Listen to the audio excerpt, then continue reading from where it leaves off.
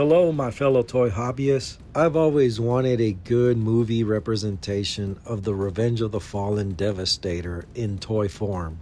In fact, my favorite scene in that movie is when Devastator combines. When it comes to movies, I rarely show my emotions. But when I saw Devastator combine, it was a magical moment. I was left in awe when I saw Devastator in all his glory. I think I even had a tear in my eye. My desire is fulfilled in the form of this third-party Devil Saviour. I got this for the sole purpose of transforming him into Devastator and leaving him like that. Reason for that, after watching so many videos on this guy can indeed be complicated. So I'm not going to be transforming them back and forth. This guy's one of my favorites. I just want to combine him off camera and be done with it.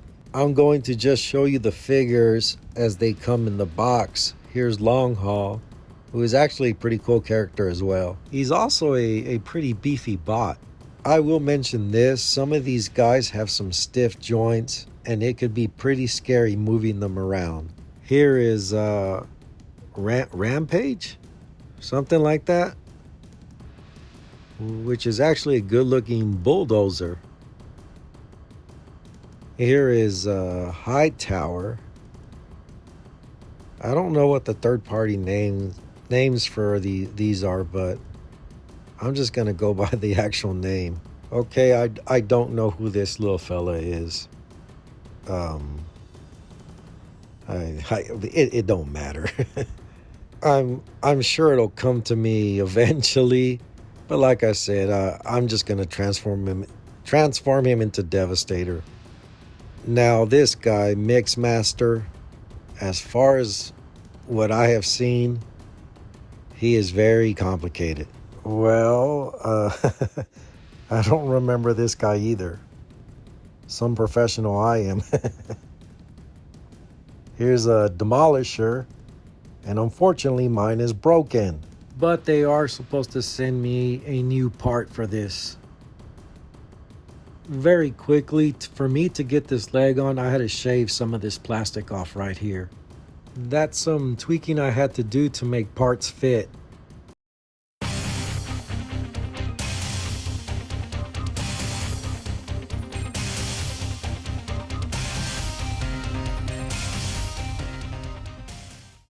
And here he is in all his glory. This guy is a beast. He's massive. He's bulky. Look at this guy. As far as toy form, this is probably as accurate as you're going to get. Unless there's something out there that I don't know about. I'm sure there's probably some customizer out there who probably did a better job than this, but I'm happy with this. Surprisingly, all the connection points that hold this thing together are actually made rather well. And that's one of the things I was worried about. But this thing will not fall apart easily. You got to do some work to disconnect things. Here's a close-up of his face. Pretty detailed. Now in my Toyverse, Dr. Mindbender designed this thing to destroy the G.I. Joe headquarters. Disguised as construction vehicles, the G.I. Joes get a surprise when this thing starts to combine and turns into this massive beast. All this was possible when Dr. Mindbender discovered Energon. Maybe I should write a comic book. Nah. Anyways, here he is next to a GoBot. Here's a G.I. Joe. And this beast just towers over him. Very bulky robot. Very bulky. And this is the concept Megatron from the Bumblebee movie. Really not the right scale, but compared to him, he's still big and bulky. Because he is big and bulky, you're going to be limited on Poseability. You can get him to be in that crawling stance the way he was in the movie. And that is probably how I'm going to pose him.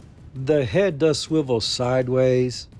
The arms move but are limited. Same thing with the legs. really all you're going to be able to do with this guy is just to display him. And that's all I'm going to do.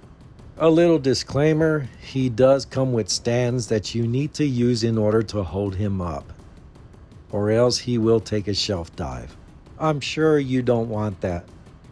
By the way, he does come with this pyramid thing, but I think it's too small.